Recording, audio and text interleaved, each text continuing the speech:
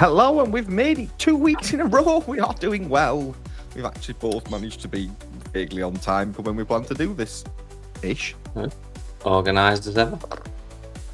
And last week, we sat here and said the footballing world cannot get any more stupid and ridiculous. And then the AFCON final happened. Oh yeah, we've not been on since this, have we? Obviously I saw it after it all kicked off, but what on earth is going on? So I only saw it after the event. So towards the end of the game, Senegal get a goal disallowed for something. Morocco go up the other end and get a penalty, which for me was a penalty. A defender throws the guy to the floor on a corner. Fair enough. I don't think I've seen the incident. I just saw the furor after, and then you could say it was soft, but for me, it's a legitimate penalty. He throws him to the floor. Fair enough. What follows can only be described as absolute carnage. this shouldn't be allowed to happen. Senegal get annoyed. Manager comes on pitch. Players leave pitch. Manager leaves pitch. Everybody leaves pitch. They all have an argument and all get very upset. And 20 minutes later, we actually take the penalty, which is then the worst penalty in the history of penalties, as Panenka chips it straight to the goalkeeper who doesn't move. Who Panenka's a potential match-winning penalty? You Panenka when you're 4-0 up and you're on that's your fourth goal of the game. You don't Panenka the winning penalty in the biggest game of your life. I mean, 2 weeks they then go on and lose. Ridiculous is that? He deserved to lose for that. I mean, can I just say that Senegal should be kicked out because you can't just walk off a pitch, because you can't just walk off a pitch because you don't agree with the ref. I can understand there's certain instances where you do leave a pitch and you can racist abuse and there's stuff. You don't just walk off the pitch because you don't agree. That's just not acceptable. You should just be kicked straight out of the tournament there and then. I just don't understand why they haven't been. You can't have teams. So is this a precedent now? We're all going to do this. I mean, England should have done it against Germany, shouldn't they? When Frank Lampard's shot was 95 foot off a line, should we just walked off the pitch? They've set a precedent there that says they're allowed to do it. Yeah, and kind of the referee just stood there totally bewildered by the whole thing. Apparently, the fans then ended up fighting with the stewards, and there was only Sadio Mane who actually stood there with any sort of sensibility, who stayed on the pitch and were like, "Can we just get on with this? Because got to get back to my club before the end of the month." At this rate, it's just a total farce of a competition at that, isn't it? That just can't be allowed to happen. Yeah, but I just thought after everything we'd said last week about where football is going, it was just quite ironic to then see it's that. Just player power took over, hasn't it? Players have left the pitch, forcing a game to be postponed because they don't agree with the referee, and then return to the pitch and then going to claim that they've won the tournament. I mean, I don't know what's worse, the fact that they leave the pitch or that Panenka's the penalty. I don't know which one I want to lose. For which reason? Both of them. I feel like it should just be null and void, and we should give it to Ghana because that's the only other country I can think of. We'll just get them. It's just mental. Yeah, it was I mean, I haven't seen much of the tournament, to be fair. It's not something I tend to watch, but any interesting at all. At least it ended quite entertainingly. Yeah, farcically, but entertaining, yeah. I mean, it was a football match that probably lasted as long as an NFL game, and when you're getting to that level, it's become very, very wrong. Because it was still on when I got up. I probably started when you went to bed. That's how bad it is that the football was still playing when I got up the next morning. But yes, I just thought we'd cover that off, and then we'll move on to what has happened this weekend so far. We've had 4 or 5 Premier League games yesterday, and by using the AFCON for the first 4 minutes of this recording, I've managed to get 4 minutes in before I say what I always say: why can't people defend? Well, supposedly the best defender in the world now can't defend. I mean, he's not the best defender in the world, and he never has been, but it's lost all abilities, has he? But that wasn't his fault. According to his manager. Yes, it was. It was slightly breezy. Yeah, so that's it was only windy for him. It wasn't windy for the the player who got on the other end of the ball. It wasn't windy for the other 21 players on the pitch. It was just Van Dijk. And they had to play on Wednesday and then Saturday. I know. Can you imagine? Turning up twice to work in a week. It's like they've had to play Wednesday and then they've had to play Saturday. And they've only got 11 players, haven't they? So they had to play the same 11 as they do, because obviously, having a squad of 35 means nothing, because all you do is put the same 11 and then moan that they're tired. If they're tired, what you played them for? Sure, that's poor management. Yeah, exactly. Why have you put tired players on the pitch? I mean, I don't know for a fact, but I'm guessing only maybe 14, 15 played in midweek, and 4 of them will have only played maybe 15, 20 minutes, so they weren't tired. So there's 11 players. I mean, your goalkeeper's not tired because they'd stand still for 95% of that game overnight. So you've got plenty of players left in your squad to replace the ones that were tired from the midweek game. I mean, I want to come back to Liverpool in a little bit more detail, but I'm going to move on to what might be, while we're doing managerial excuses, I'm not sure if this one's worse than Slot. So Brighton lost to Fulham. Fulham are doing well, aren't they, as well? The Brighton manager talking about, I think they've won 1 in 13, 12, something like that. So they're on quite a bad run. And he basically said, well, we've not had a lot of luck, so that needs to change. That's not a strategy or a tactic. Is that what he's teaching on Monday morning? Right, today we're playing Manchester United this weekend. Right, tactics, luck. Right, that was tactic 1. Yeah, Fulham look good. It's quite one of them things with Fulham. They kind of just go under the radar, don't they? But they do look a decent side under Silva, and I think they've been ticking along nicely for years. Brighton have kind of gone the other way, haven't they? I mean, the keeper has a mare for their winner. He saves it, but manages to put it in the net at the same time. He's had an absolute shocker there. But yeah, Brighton just sort of gone stale, have they? I don't know. They just don't. I mean, they beat us in FA Cup, so they're obviously not that bad aside, but they just don't seem to really be moving on anywhere. Are they just kind of? The weird thing is, yes, they're having not a particularly great season, but they're still only 5 points off 5th place because of how ridiculous this season is. Crazy, yeah. But yeah, I think there's a lot. It almost seems like there's a lot of bad sides in the Premier League this season, isn't there? Not to average side. We seem to have now gone down the route of nobody can defend, and managers are just going to make up ridiculous excuses for where they've lost football matches. It's windy. We've not had any luck. The travel. We're a bit tired.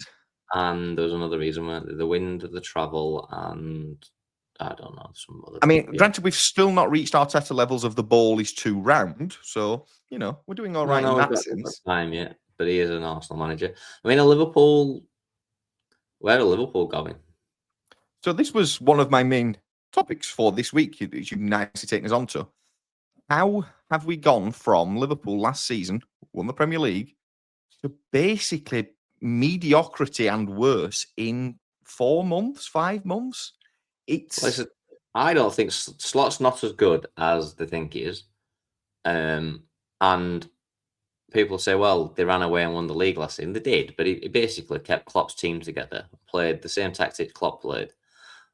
It just basically was Klopp with a bald head, weren't he? Yeah, last season. It was just, This season he's brought his own players in, he's moved things around, he's playing his own tactics, he likes to push his fullbacks really high. He's doing his own thing throughout the team, and they look rubbish. And I don't know, is it a Dutch thing? Are they just too arrogant to even... I suppose it's a manager thing, isn't it? They're just too arrogant to even accept that it's wrong and then it's not working. They need to change something. I mean, he put Ekitike on the bench yesterday, who's their best player at the minute, along with Szoboszlai. It's like, I don't know. Was he that tired, Ekitike? We're only halfway through a season. He's not played every game because he's been missing for a number of games. It almost felt like he took it too lightly. And then the other bit that I find strange with Liverpool, they were always a team and a squad that seemed to have depth. I'm going to read you their substitutes from yesterday.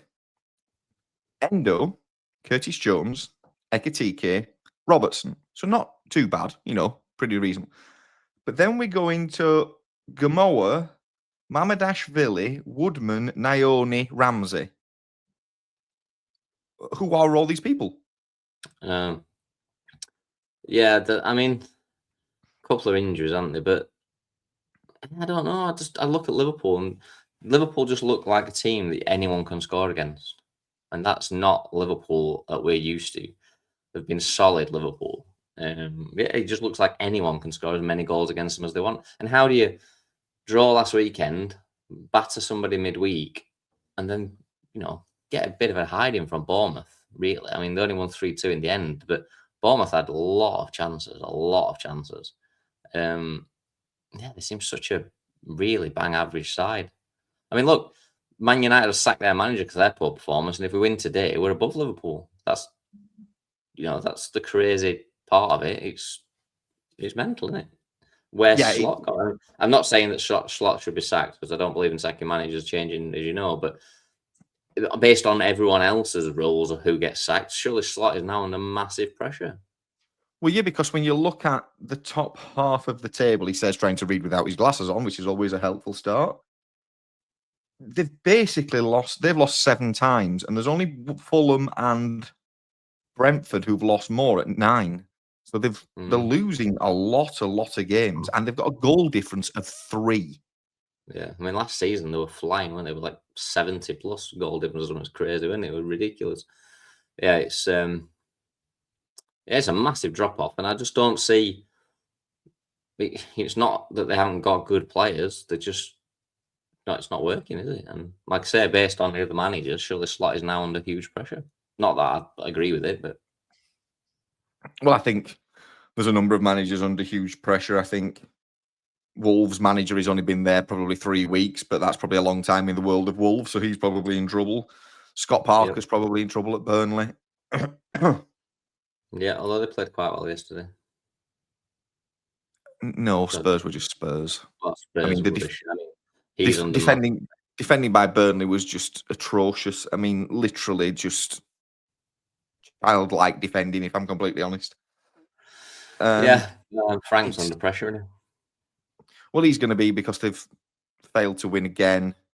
They're now 14th, only 8 points off relegation. He's going to come under fire probably in 2 weeks at work. Places better than they were last season. Well, yeah, there is this, but you've sacked a manager in your 11 places better than where you were last season. So That's what I'm saying. Based on the fact that Amorim got the sack, you're looking at Slot. You're looking at, like you said, maybe Scott Parker, the Wolves manager, will get sacked sometime this week. Thomas Frank. Yeah, you're looking at a few, aren't you? And saying, are Brighton eventually going to run out of patience with their manager? I mean, I know he's quite young, but it's I think Brighton are just one of them clubs, aren't they? As long as they're in the Premier League and playing some sort of entertaining football, they're kind of happy with what they've got there. And I mean, suppose the only person that's 100% not under pressure is Unai Emery. Sit third in the league, win today, they can be sort of pushing for second again. Second best manager in the league. Yeah, although they were calling for Pep to leave the other day, weren't they? Well, he lost to Bobo the Clown or somebody. Bobo Glint. Bodo / Glint. The only time they've ever won a Champions League game, they've battered City.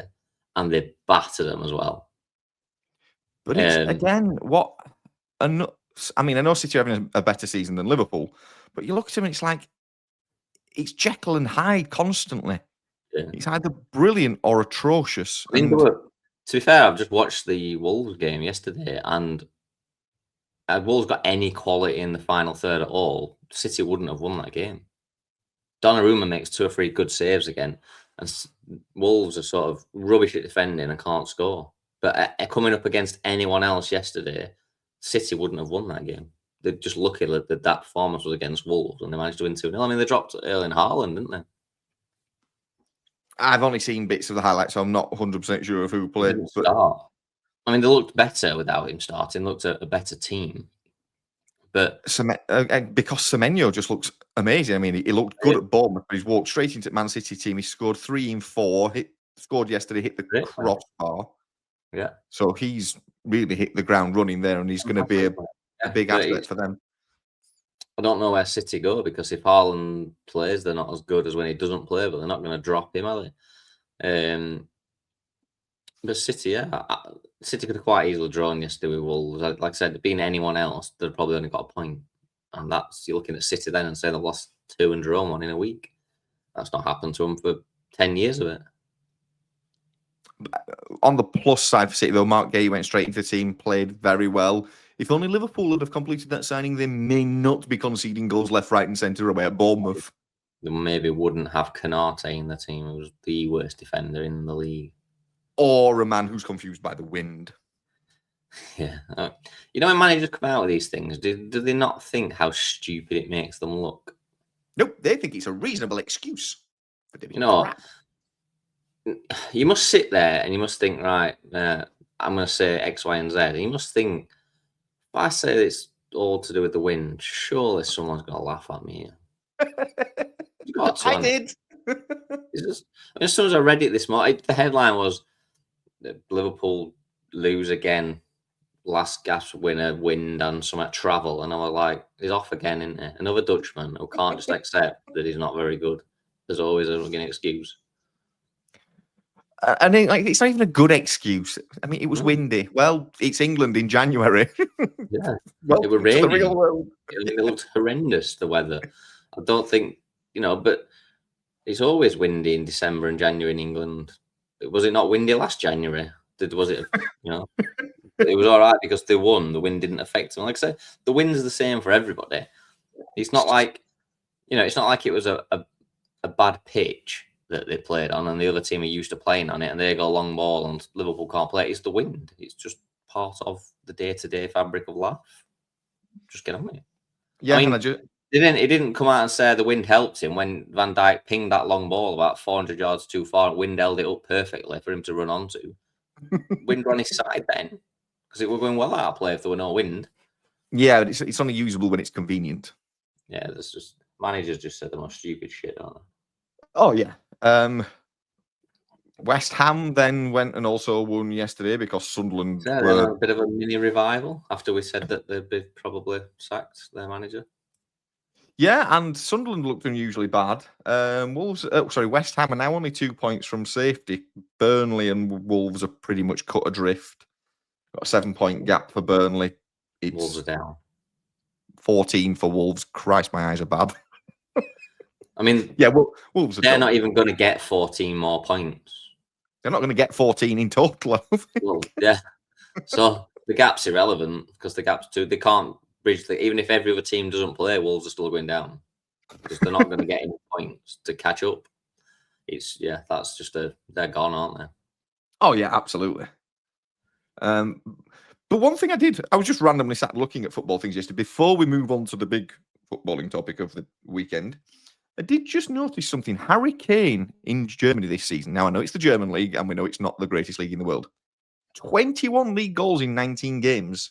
In the Bundesliga alone, in 3 seasons, he's now scored over 80 goals in 3 seasons in that league. Yeah, well, I watched him in the Champions League midweek. He looks sharp. He looks really sharp. He's also scored 7 in this season's Champions League. It looks banging form. Which is good. I said England are going to need him, aren't they? I've always said I don't think Harry Kane's the answer to every game, but Harry Kane is definitely important to us if we think we're going to get anywhere in this World Cup. We're going to need a fit and firing Harry Kane. That's why I said I don't understand why we keep playing him in these friendlies and these pointless games against some teams that you don't even know where they are in the world. Why they're not resting him every time they get a chance? Because the less he plays, the better. I mean, in their league, they are 8 points clear, and their goal difference is insane. So they've played 19 games. They have a goal difference of 56. Wow. The next best is 21 at Dortmund. 56 after 19 games. So they're averaging 3 goals a game goal difference, basically. Yeah. And at that, they've lost a game and drawn 2. Yeah, averaging +3 every game. Not just scoring 3, they're averaging +3. That's in mental. every game that they win, yeah. And they are already. So Hoffenheim are third. They've only played 18 games, but they are already 14 points behind Bayern. They're losing a point a game. It's just ridiculous. Yeah. No, Bayern will win that easy. Oh yeah, it's pretty much game, set, and match because they'll have a goal difference of +200. Every now and again, one team just comes good, don't they? Bayern have a little dip before they sack the manager, and then it goes back around to being buying again for the next 8 years. Yeah. So that was just a quick segue, but we shall move back all the way over the English Channel and come to this afternoon's big game, where I've written, will the champions-elect continue on their merry way, or will a slightly revived Manchester United cause them a problem? The floor is yours. Don't know. No fucking idea. That's fantastic analysis. We might as well not do this. Ladies and gentlemen, we don't know. Let's all go. All depends on which Man United managed to turn up, I think. I don't know which one's coming. Is it the Manchester United that lost to Brighton, or is it the Manchester United that ripped City to pieces? I've just no idea which Man United turns up week to week. It's literally every time you just think you've turned a corner, you run into a concrete post. I mean, listen, if Arsenal don't beat us, they're in trouble. Because no matter what you say, this is still not a good Man United side. You know, we played absolutely unbelievable last weekend, but that's the first time we've played like that in 13 years. You know, let's not get too carried away with this. That is the best performance since Ferguson left, and it took a long time coming. So Arsenal have got to be huge favourites. I mean, at their ground, we've not won there since 2017. I think I read. You can't see anything other than Arsenal winning. But if United turned up last week, Arsenal are going to have a problem. So I just hope that is the United that turns up and we go about the game a similar way. Because if we do, we're right in it, I think. And if we can get something from the game, then brilliant. The crazy thing I looked at this morning, so Manchester United have been rightly ridiculed since Ferguson left, and quite a lot of this season. It's only the draws that you've had, which you are numbering 8, which is the second most in the Premier League. There's 3 teams on 9. Without them, you're kind of second in the league because you've lost no more games than City, Villa, Liverpool, Chelsea, Fulham. You've lost equal to or less than all of those teams. We've been a goal away from being right up there. And that's the madness why I just don't understand sacking the manager. Because if you look at the numbers and you look at not just the performances, things were improving slightly, slowly, but slightly. You know, he's been there 14 months. You know, he's got, like I keep saying, he's got players from, God knows, Jose Mourinho and Van Gaal players are still there. You can't just, Arteta took 2 years to even get his feet under the table and start to make Arsenal even tick. I just don't understand why they did what they did when they did it. And it kind of just feels like the season's over for us. It's all about now just saving a bit of pride and trying to come up with some good performances like we did last weekend, because we've got nothing to play for. So how do you approach today's game? Sit back and kind of catch them on the break, or would you prefer to just see it? I think you go at it like we did last week against City. You get in the face early on. You give them a kick lumps out of them if you need to. We press them, we harry them, we fight them, we battle them, and we go about it the same way we did last week. I can't see any other way of going at it. If you give Arsenal the ball, they've got too many good players. Eze, Odegaard, Rice will just pick you apart. You've got to get in the face and be combative with them. Sit, like I said, exactly like we did last week. And that first 10, 15 minutes, it's just got to be hell for leather, chasing everything, trying to win everything. That's the only way to go about it. Yeah, I think from a neutral perspective, but I said this last week, Arsenal should be too good for you. City should have been too good for you. They've got a better squad. They've got better players. They're more organised. They're in a better position in terms of where they are on their journey to being a completed side. You're not. And it kind of, I sit here and I think it should probably be about 3-1 Arsenal, 3-0 Arsenal, 2-0. It should be. I think there should be at least a 2-goal gap. Carrick does have this tendency to be very attacking, and we were attacking last week. We played a very defensive lineup, as in Ahmad and Dorgu as the attacking players, but we were very attack minded. We weren't, we didn't sit in. We sat in when our City got the ball in their half and we got men behind the ball. But whenever we got the ball, we were dangerous and we were attacking. So I think we will get a goal.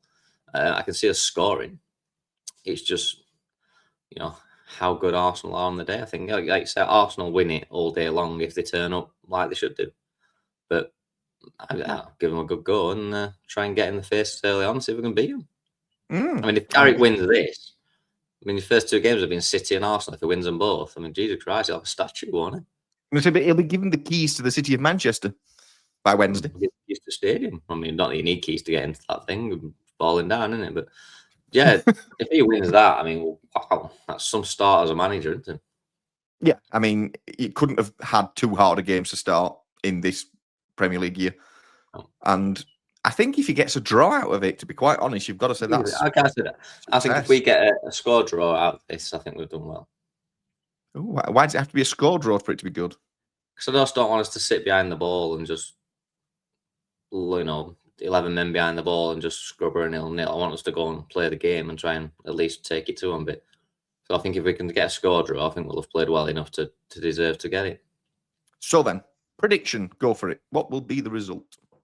2-1 United. After everything you've just said, how have you come up with that? I'm a Man United fan. There's no logic to anything I do. If there was, I wouldn't be supporting Man United. 3-1 Arsenal. Right. Brilliant. Side living. I mean, like I said, if Arsenal don't win, but I have to keep saying it. Do Arsenal really want to win the title, or they just like being involved in title races? Don't seem to want to win it, do they? Just enjoy the party while it's just enjoy the taking part thing. They want the taking part participation award at the end of the season. Oh dear. Yeah, so I think we've pretty much covered that. I do want to just go back to one thing, and I'm going to do something very strange. I'm going to praise a referee. Is this the referee in the Wolves Man City game? Yes. There was a potential handball. He was sent to the screen by the little man in the box, and he ignored them and said, "No, I'm quite happy with my decision." Well done, referee. So he should have done. It was ridiculous. I mean, it was like an inch away from the ball. It was jumping. His arms can't be pinned by his side. I mean, did you see the one in the Champions League in midweek that was given us handball? No, I didn't. Oh my days! He's literally sliding in with his arm here. He's bringing his arm back to his body, back into the natural position, and it hits his arm. I mean, it's not down his side exactly, but I mean, it's probably no more than 4 or 5 inches away from his body, and it's a penalty. I'm like, where could his arm be for it not to be a penalty? Because the only place he could put his arm is up here, and that would have then put it in an unnatural position. It was ridiculous. Handballs in Europe tend to be ridiculous, though, because they seem to have a completely different interpretation of the rule. Like I say, the simple question for me is, where should his arm have been? And his arm was exactly where it should have been. Nothing. It couldn't be anywhere else. It was moving, but it was moving back to his body. So it's like, how? That's where his arm is. It's attached to the shoulder here, and it's there. I mean, did you see the offside yesterday? That was it given or not given? The offside that was given. He's offside by his shirt sleeve. Oh, I was just going to come on to this. How have we now? So are we saying you can now score a goal with? I'll try and show this for the people watching visually. With that part of your arm is now okay to score a goal with? I didn't think so. Well, I didn't, but apparently, if we're going to say that's now offside, that now has what to I'm be. Thinking. Because as soon as I saw the image, that was onside. So I can bicep the ball into the net, basically, because as long as it's touching my sleeve. You can't be offside by a part of your body you can't score the goal with. I mean, that's a stupid rule, can I just add? Ridiculous. It's still attached to your body. It still helps you score a goal. You know, nobody scores a goal with no arms, do they? You still have to run with them. You still have to hold off defenders with them. You still have to use them to participate in the sport. So all of your body is part of you scoring a goal. That's just ridiculous. But yeah, so I don't fully understand. It was offside by a shirt sleeve, and I'm like, I was on then, isn't it? You can't score with that. Apparently you can. So I'm going to start. I think people should just start bicepping the ball into the net. I mean, I don't get, because if it hits you there, it's handball. If you've got your arm out like that and it hits you on the bicep, it'll be handball, won't it? I presume. But it can't be if they're going to give it as offside. That's what I'm saying, but it is, because it was the other day. It hits you on the bicep, it's handball. And I have another issue with the shirt sleeve principle. Watch this. I now have a long sleeve, so does that mean I can put it in with my wrist? Well, it's different, isn't it? I mean, some kits are fitted, some kits are quite loose and baggy. Some people are tall and lanky and the shirts don't really fit them, and some are small and have got massive shirts on. I mean, it's the most subjective way of refereeing something in the world, isn't it? I mean, literally by the length of your sleeve. So what we're saying is everyone's going to make kits. I mean, what do you do when like Xerxes wears the full length Man United home kit with the full length arms? He can score with his full arm. That's his wrist. That's his You shirt put sleeve. your hands into your shirt. Are you allowed to punch it? I mean, I'm totally confused that we've come down to handball being the length of your shirt. Again, who's sat in a room and gone, oh, shall we do it handball? Well, let's make it length of your sleeves. And there's a few issues with that. Sleeves won't always be the same length. And what happens, if it's windy and your sleeves are moving about and it hits you on arm? Oh, yeah, we'll just go with it. Oh, sounds like a legitimate way to referee something. Why don't we just say, if it hits you on arm, it's handball? That's too easy. And, you got it. You can. I mean, why do we have? We're chopping people's shoulders off and saying, "Is he onside? Is he offside?" Just anything. Is he offside? Done with it. I'm had enough. It's just stupid. Well, I think unless you have anything else football related, I think we have covered everything quite nicely in the footballing week. No. So I am going to quickly, before we move on to the NFL as it moves towards the end of its season, a small update from the Formula One world. So the behind closed doors test starts tomorrow morning, Spanish time, tomorrow afternoon for those of you living in the southern hemisphere. Williams won't be going. And McLaren not going. McLaren are going, but not going to run while day 2 or day 3. Williams are just not going because the car isn't ready. Right. So first of all, explain to me what's gone on with Williams, because you're a bit more of a Formula One guru than me. The car is too heavy. It's what? It's too heavy. They've got problems with the chassis, and there's rumours they haven't, and this is only a rumour, rumours they haven't passed the crash test with the chassis. So it's not safe and it's too heavy. So it's a London bus. I mean, this is the same Williams that had problems from the last season or season before when they didn't have enough car parts to put the car back together? 2020, start of 2024, yeah. So they didn't start. Went there, didn't they? They missed testing because the car wasn't ready. Had a crash in Australia, didn't have any spare parts, so parked one of the cars up for the weekend because they didn't have another one. Chassis off him and gave it to Albon, or that was something like that, wasn't it? Yeah, after Albon had crashed his car. Again, it's one of them things, right? The Formula One season start date is not something that creeps up on you. It's give or take a couple of days, the same weekend every fucking year, and has been for the last 10, probably 12 seasons now. I know it's starting a little early. How have they got to a point where basically they haven't got a car? I mean, it's like turning up to a football match without a football team, isn't it? I mean, it's quite important that you have a fucking car to race in Formula One. If there was a problem with the driver, I could almost think, okay, they've had a contractual issue. But you kind of need a car more than you even need a driver, because you could just drop anyone into it and just drive it around 10 minutes behind. You can't do anything without 4 wheels and an engine. So they're just not bothering this week. And they're planning to have a car for any point? I mean... Well, the plan is to go to the proper winter test, which will be the one televised that we all see. They aim to be there as normal, but it's just this behind closed doors shakedown, as it's being called, not a winter test, it's a shakedown. They're not going. But I'm guessing these problems aren't going away. No, the fact of not having a car won't go away, no. You definitely need one of them. I'm just thinking, like, they've had... I mean, most teams started working on this car middle of last season, some a bit earlier, some a bit later. Kind of looking at this and thinking, if they've not got it ready in the last 6, 7 or 8 months, why are they suddenly going to be able to do it in the next 2 weeks? And bearing in mind, the bit that's worse, Williams were the first team to stop on the old car and move on. They said they were canning it off. This is the car that's come out at the start of the season. We're done with it. It will be what it will be. We're moving on to 2026 because, with the new engines, new aero package, we want to be ready. It's not quite ready. It's like when you plan to do Christmas shopping in October and then you're doing it Christmas Eve, aren't you? Because you never actually got around to doing it. It just seems they've had all season to get this car ready. And then the week before or the day before they're about to go and run it, they've gone, oh, yeah, it's not ready. I mean, did somebody just ring up and go, nah, the car's not ready, mate? Oh, sound. When will it be ready? well, it's not a past crash test, and we've got no wheels, and there's no chassis, and an engine don't work, and yeah, well, just get it ready when I can. Oh, no problem. Crack on. I mean, there's everyone else. So why are McLaren not running day one? I mean, this is blowing my mind again. You can I think, if I remember right, you can only run 3 out of the 5 days that they're there. So you're limited on how many days you can actually participate in. So they're just deciding to move it to later in the week. And go on then, explain to me what this test is and why it's here. It's F1 controlling the PR narrative, or trying to, because they don't want it to be an embarrassment of every car's broken down. The wings have flown off because they're all flapping around and moving. The tyres are too cold and don't work. The cars are too heavy. The batteries are running out because they haven't got enough Duracells to put in the car to get it down the straight. So basically what they're doing is they're giving everybody a free run at it without the world's media and idiots like me and you laughing at them all day because everybody's just parked up because they're all on fire.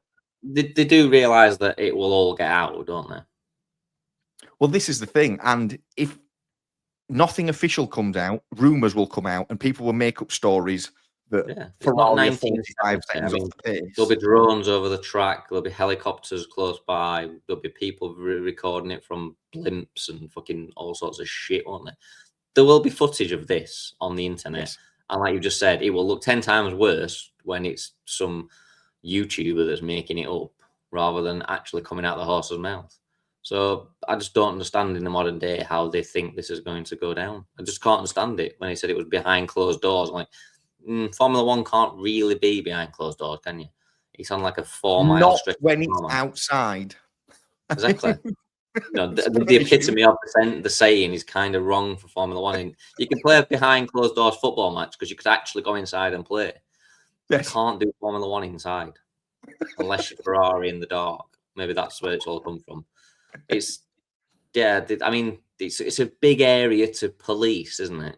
Yes. To stop somebody getting in and getting photos and videos, and somebody will. Of course they will.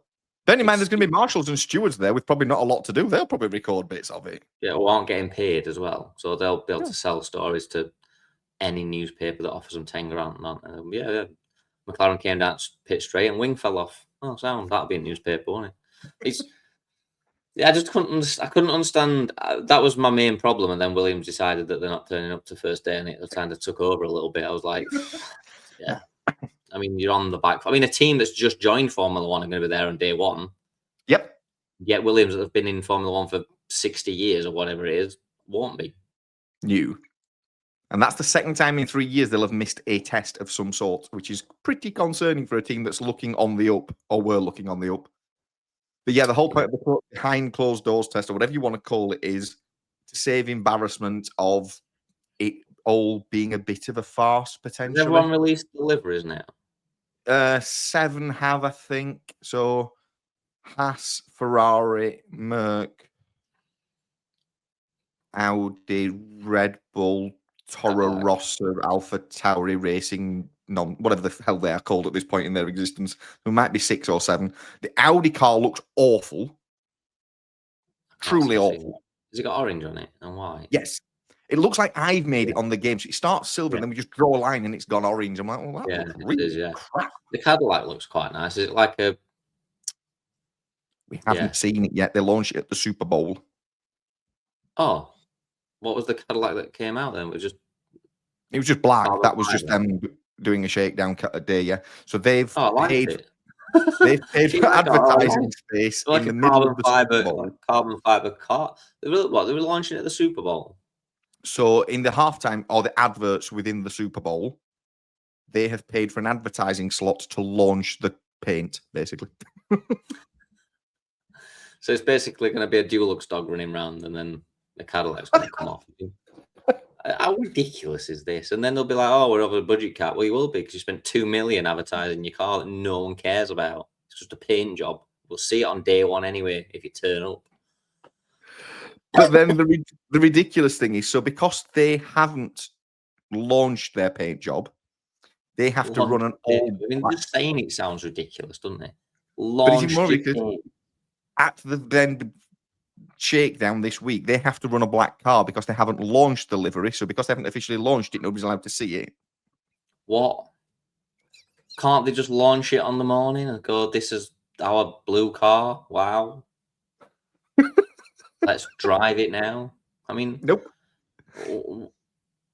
when did Formula One become a sport where launching the color of your car? Ferrari's going to be red, McLaren's going to be orange, Williams will be blue with some sort of Duracell fucking advert on it. I mean, is it really such a big thing? I know some of them come out and they're nice, and some of them come out and they're fucking horrible, but is it really like an event that we might need to make something of? I mean, launching the actual car and the designs, I'm fine with, but they don't put all the parts on it anyway, because everyone. I mean, Haas was just a render of a car. They didn't actually show you a real car. It was just a picture of some cars with the paint on it.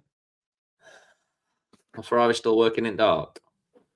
It looks like they painted it in dark because it's bloody horrible. Yeah, Well, I think it is. Oh, well, and I saw that Ferrari had launched their overalls. I didn't call them overalls. I can't think what they called them. Race suit. I was like, why? Is anyone going to go out and buy them? You know, we're all going to be walking in full race suits. I'd love, granted, the Haas only a render, but I think that car looks really smart. It looks properly crisp. The white, the red, the black. Yeah. The Red Bull looks really smart with the Ford blue on it. The Merc looks very shine. The Merc looks very boring. Very, very boring. The Audi's awful. The Audi looks like I could have painted it. And Ferrari, at least it's bright red, but I don't like the big white blob in the middle. Yeah, I mean, a Ferrari should just be red. Yes. Should just be red. All red. Nothing else on it. I mean, as a design team, their job's really easy. Here's some red paint. Done. There you go. Finished. Yeah. I'm going home. Literally. I mean, it is literally the entire car is red plus sponsors. Yes. Yeah. So, I mean, all they've got to do is dip everything in red paint, haven't they? Everything. Not like they've even got a set like normally where they need to separate. Like Red Bull got like 4 or 5 different colors going through it. Just red every year. Just make the wheels red, make the suspension red, just make everything red. Done. Make everything red. Yeah. So the shakedown is tomorrow. Shakedown? Is that what we're calling it? Yeah, I think that's what it's being officially termed as. And apparently there will be half an hour of F1 TV highlights. Not necessarily highlights, but talking to drivers, talking to team principals, just not Williams because I'm going to be there. Yeah, I won't be watching that. And neither will I, because apparently, and this was only a rumor, that F1 have asked them all to make sure their responses are as positive as they can be. Kind of trying to control the narrative here of this disaster of these new regulations. As positive as it can be. Well, if it's gone bad, I can't imagine many people going, yeah, it's fantastic. Yeah, crashed at 200 miles an hour. Car collapsed. Or if you're McLaren and it's in a bowl of smoke because the engine's exploded and it's been parked up for 3 days, I don't really know how you put a positive spin on that. Well, it was a good fire. It burnt well. Yeah. Don't really know what to give you after that. No, it's burnt orange now, not just orange. It's just stupidity in it again. But this is sport nowadays. It's all about the likes. I think we are then 2 weeks away from the first actual winter test, which we can all see, the one that we're actually allowed to watch. Yeah, I mean, it's quite important that Formula One's a spectator sport, isn't it? You know, you're kind of better if you can see it. Winter testing 1, February the 11th to February the 13th. So whenever that would be, is that 3 weeks tomorrow? 3 weeks. Yeah. 3 weeks this weekend, isn't it? Yeah, and then winter testing 2 is the following week. So we get 2 winter tests this year because of the new regulations. McLaren aren't launching their car while February the 9th. So 2 weeks on Monday before they actually launch their paint job. McLaren got to run in black as well? Yes. And Williams. Well, they're not running. Fair point. That's a very good point. They're going to park it in garage in black. They literally are working with no lights on, aren't they? They're just. Where is this test? Barcelona. Where's the test? January. The first one, I believe, is also in Barcelona. No, sorry. No, apologies. No, the 2 proper winter tests are both in Bahrain, where it will actually be a proper temperature to run a Formula 1 car. Because it might snow in Spain next week. If it snows, that's the end of that. So nobody will be running? No. I mean, there's a good chance it's going to rain. I mean, winter testing historically was done in Barcelona, and there has been more than one occasion where they don't run for the first 3 hours because it's too cold and it's frosty. So that's... Yeah. Interesting. So Formula Yes. One's nearly back anyway. It's nearly back, but it's currently in utter chaos. But yeah, I mean, I don't know. It's just just hard work, isn't it? So let's move on to something that is functional, is working, is done in the light. They have the light switched on when they do it. They all understand the colours of the paint that they're running around in. We are at conference weekend in the National Football League over in America. Doesn't think it's Denver come around Broncos. really quick. Yes, the Denver Broncos will host the New England Patriots, and the Los Angeles Rams are heading over to Seattle to face the Seahawks. I think the two best winners. Who are your two winners? Well, for me, it's got to be Denver and Seattle. I've gone Seattle and the Patriots because Denver haven't got a quarterback, have they?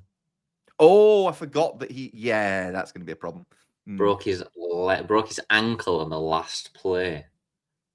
Yeah. And the guys come out, I don't know who their manager is, and said, it's not a problem, he's ready. He's not thrown a ball in the NFL since 2023 or 2023.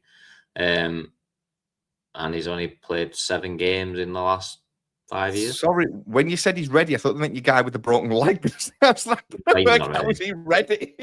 I mean, it sounds like to me, and from my little understanding of NFL, that you would be better playing with a quarterback with a broken ankle than using your reserve. Because I haven't seen one reserve quarterback that's any good. They're literally shit.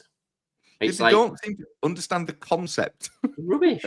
Throwing the ball. I understand that quarterback is the main position and you play your best. Obviously, he starts the season and he plays every game if fit. You don't tend to rest him unless it's the end of the season and you don't need to win. But it's almost like having Erling Haaland up front and then throwing me on when he gets injured. It's the drop off is unbelievable. I mean, the guy that came in and played for Miami, I mean, I know our quarterback weren't very good, but I mean, he couldn't even throw a ball. I'm like, there's no player there. I mean, I've seen some of the reserves and I'm like, you are bad. You are a bad, bad footballer. Change your career. I mean, I don't understand the guy that's come in. I mean, he's played 5 games in 7 years. Wow. I mean, technically, you're not a footballer, are you? You're just some guy that. You're Scott Carson. It's like, I don't know, change position, maybe. Could you not be a quarterback and go and play in any of the other spots? I mean, there's 1,000 players, isn't there? I mean, there's like every position possible. I mean, I just don't understand the reserve quarterback role. I'm guessing he's getting paid quite well to not do anything, though. Well, yeah, but no, this is just the maddest. It's like literally, they're just the worst backups I've ever come across in any sport. They're just rubbish. But he could become a cult hero. You've got to think Tom Brady, the legend of NFL, only got his chance because the Patriots quarterback got injured. He then came in, and the rest is history. So you never know. I understand. This man might come in and be amazing. Yeah, but I think it's 1 in a million, isn't it? From what I've seen of reserve quarterbacks, they are just rubbish. And like really, really, really bad rubbish. Not even like remotely decent. They're just crap. I mean, surely there's a player in the squad already playing that could throw the ball better than some of these quarterbacks. Maybe so. It just makes no sense. It's the one position I just don't see working. So I've gone Patriots and Seahawks, I think. There's something else I don't see working. Back in September. For arid lights. You said the Eagles, the Bills, the Chiefs, 2 of those 3 would be in the Super Bowl. How many of those 3 are left in the playoffs? I mean, let's just say this is my 3rd season watching the NFL. I've never even got close to picking a team that's got to the NFL, to the Super Bowl. Every season I predict it, and I'm not. I mean, they're not even usually in the playoffs. The teams I pick. I mean, the Chiefs didn't make the playoffs. The Eagles didn't go very far, and the Bills did. Last year, you picked the Cowboys. They didn't do anything. They didn't make the playoffs. They lost their quarterback early on, and then some retard came in who can't throw a ball, so they didn't make it. I picked Miami as my team. Same again. Our quarterback got injured last season. Some other guy came in who can't throw a ball, so we lost every game. And yeah, I mean, I'm not good at predicting a lot of things, but NFL is up there as one of my worst. I'm not going to lie. I don't seem to be able to. Yeah, I just pick the teams in red, and or the ones with nice weather, and they don't seem to do very well. But at least we're at the stage now where it's only a 50-50. There's 4 teams left. You're picking 2 winners. You've got to have a chance of at least getting 1 right. Well, I've got a 50% chance, but also in real terms, I've got a 0% chance of getting it right. It's a 50. Yeah, I mean, I'm going Patriots and Seahawks. So it'll definitely be Broncos and Rams. Rams. Just seems to say, so the owner of the Rams is the owner of Arsenal. Yes, Stan Kroenke. So he's obviously thinking he's going to win the Premier League and potentially win the Super Bowl in the same season. That was some achievement, wouldn't it? I think it's got to be a first as well. That can't have ever happened before, surely. I mean, there's probably more chance of Rams winning Super Bowl than there is of Arsenal winning league, but we'll see how Arsenal go, won't we? But yeah, it's looking forward to it. I can't wait. I mean, I love the Super Bowl as well. I'll be locked in on the Super Bowl when it's happening. But I think it's good that it's 4 teams. I want to say they haven't been there for a while. I'm trying to think back. The Patriots are probably the last of those teams to be anywhere near a Super Bowl. The Rams maybe won it. Did the Rams win it recently? Oh, I think the Rams may have won it in the late teens, 19s, 18s, something like that. Maybe not. Or was it the Chargers? I think the Rams won. But, I mean, the Patriots were a huge part of the early 2000s, weren't they, winning the Super Bowls with, like, say, Tom Brady and people like that. And then died off when that partnership came to an end. Yeah, the Rams won it in 2021. Oh, yeah. So the Rams are probably the team back there, the earliest then. Patriots won it in 2019, which I didn't realise they'd then had a successful season there. Maybe Am I reading that wrong? I could potentially be not reading this correctly because, again, I'm not wearing... Oh, no, winning team. I am right. Winning team. That is the right thing. So, yes, it was the Rams in 2020. Well, the 2021 season into 2022. Patriots won it in 2019 and then 2017. And the Broncos won it in 2016. Yeah, I think the Broncos are going to struggle with that quarterback. It's quite a big position, isn't it? Or it is the big position in Super Bowl, in NFL, isn't it? So I just don't see them having enough to. I mean, it's not like they're playing a bang average side. They're playing the second best side in the NFL this season, I think, behind the Seahawks. So, yeah, I think the Patriots definitely win that one. The other one probably is more up in the air. Yeah, it is. Who are you going? The Broncos? Going for the Broncos? I'm still going to stick with the Broncos because I think they have probably been the best team all season. And the Seahawks. Yeah, Seahawks are flying, weren't they? I'm banking on backup quarterback man understanding right from left and on knowing how to throw a football, though. I mean, when you think about it, and I know it's probably doing him a disservice, it is only throwing a ball, isn't it? Let's be honest. It's just picking a ball up. I mean, you don't even have to pick up on passes at you. You've just literally got to throw it. Yes. I mean, it's not that hard a job, really, is it? Sorry to anyone who's ever played NFL and we've just simplified just throwing a ball. There's more to it than that, but you are, let's simplify. You are just throwing a ball. It's like playing fetch with a dog, isn't it? We're just playing with other people. I've simplified the game down for you. So realistically, when you've been training for the last 7 years to be a quarterback, it would be pretty disappointing if you can't throw a fucking ball. True. But I think before we offend any more of the United States of American people and their most favourite sports in the world, I think we'll probably call that a day because you're going to get people very angry with you now because you've said NFL is just throwing a ball occasionally. So I'm going to go and not go outside because it's horrendous weather in the United Kingdom. You're probably going to go and sleep because it's midnight or something where the hell you live.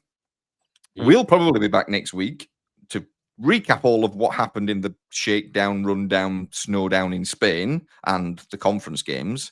So until then, thank you all very much for watching and listening to us as always. And we shall speak to you all again very, very soon.